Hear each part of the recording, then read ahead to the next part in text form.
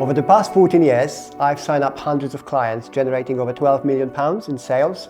In this video, I'll tell you how to land your very first client as an immigrant in business. As a non-native entrepreneur, landing your first client is crucial for you and for your business, for you mentally, and of course for your cash flows. How do you do it? I keep hearing it all the time. People on the internet asking these questions. There's a lot of fake gurus trying to tell you how to land their customers. You know, you see those profiles on X with people having 10 followers, never been in any business, and they're giving tons of advice. It's all fake. This is all fake. This is not how you land your first customers. So you need to understand why customers would want to work with you. To understand your client, the best way to look at it is to see what they want from you.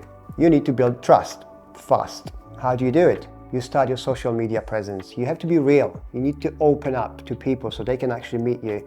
You know, obviously it's not easy. It's not even possible to meet everybody face to face. You can't just go out there and just start talking to everybody. But you can leverage social media. And this is the exact reason why you should start running your own profile ASAP. As soon as you come to a new country, as soon as you start thinking about actually building a business, you know, or finding a job, open up your social media profile, set it up and start running it yourself with your own picture, your own name, and document your journey. Now, why is that important? Social media. Imagine you're approaching a customer and you can only approach that many customers throughout the day. It'd be 10 or 20 if you're lucky, or you can send 10 or 20 CVs throughout the day, or even 100. But if you have a social media and you document the process, the journey of approaching customers or sending CVs, you can actually leverage that social media and approach tens of hundreds of thousands of people at the same time, right? So rather than just focusing your work and effort on approaching one customer by one, do that and document the process and post it on your social media so other potential customers or your employers can see it. This way, not only they will get to know you, but you will start building your trust, which is crucial into landing your first customer. Once you start establishing the trust between you and a customer, you need to craft a proposal, and it's a value-based proposal. You don't go to a customer with your 10 followers on LinkedIn and saying, look, I'm a guru from Twitter. I'll tell you how to build your business or improve your business, give you advice. You know, there's plenty of these people telling they will give advice to entrepreneurs, but they never run the business themselves.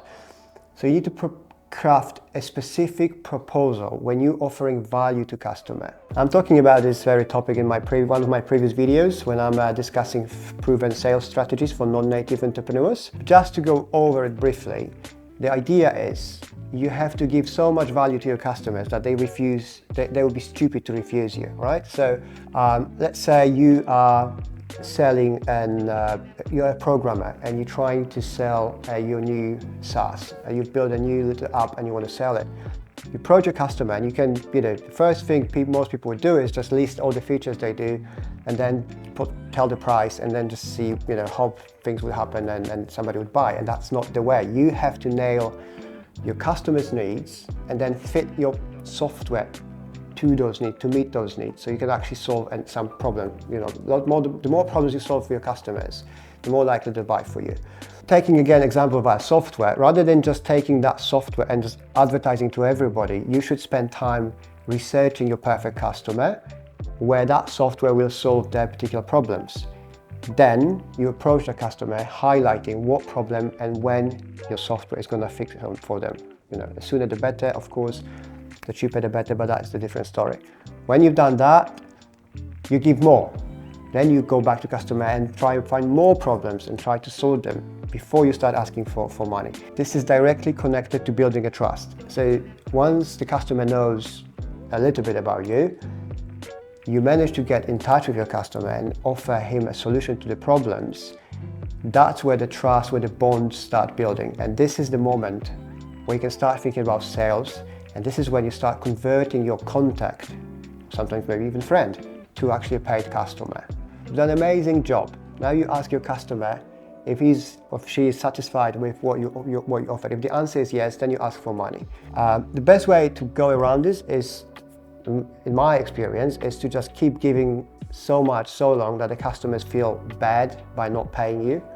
And this is, I'm not talking about when you're scaling a bit, this is the first customer, mind you, right? So because you have nothing else to show, you're just a newbie. You have to get the first customers who in return will not only pay you, but we'll also give you referrals, right? We will refer you to their friends, their customers. We'll provide you a feedback, which is worth much more than the first money you make off your customer. Once you get paid for your service, and you make sure you've done an amazing job for the customer's happy, you got your money in the bank, the next steps to do is you go and ask for referrals. We all know many people, we all have connections. That's the easiest and the cheapest way to expand your network and actually, start looking for new customers. Going into paid marketing is very expensive, it's time consuming. You might not know, but running Google Ads, it's gonna cost you hundreds of pounds, if not thousands, before you're actually gonna land the first customer. So most likely you can't afford doing that at the beginning of your journey. When your customer is happy and you've been very, honest with him from the beginning to the end, once the job is finished, 99.9% customers, from my personal experience, will refer you to somebody else.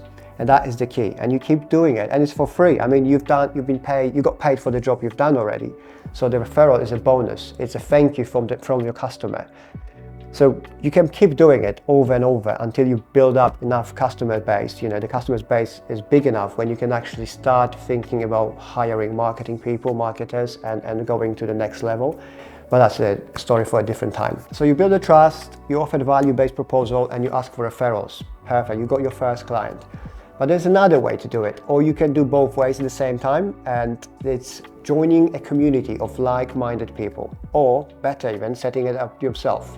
As a member of like-minded community, you will see and hear a lot of pain points from other members like you. Now, as an entrepreneur, your natural instinct would be to solve those issues. So rather than just going and asking somebody, oh, what's your problem and how much would you pay for me to get, to solve it for you, you just listen and watch.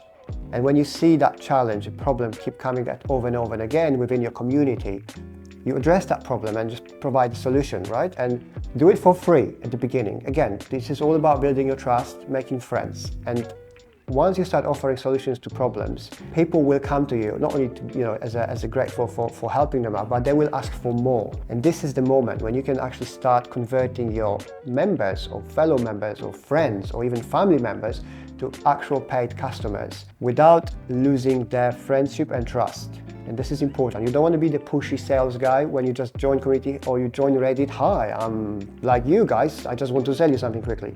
Everybody can feel it. And nobody wants to do business with person like that. Everybody sees salesmen. You don't want to do that. You just want to build a real, genuine trust, be friends, make sure people understand you and they can actually, believe in what you're saying, what you have to offer. So that's how you build your trust. You actually around people who think similar to you. You already got to know each other, and you just want to solve their problems. Once you solve enough problems, you build authority of yourself. You put yourself as somebody who can take problems in their hands and offer the solution. Then the people will come to you and ask for more solutions to their problems, because we have unlimited amounts of problems, right?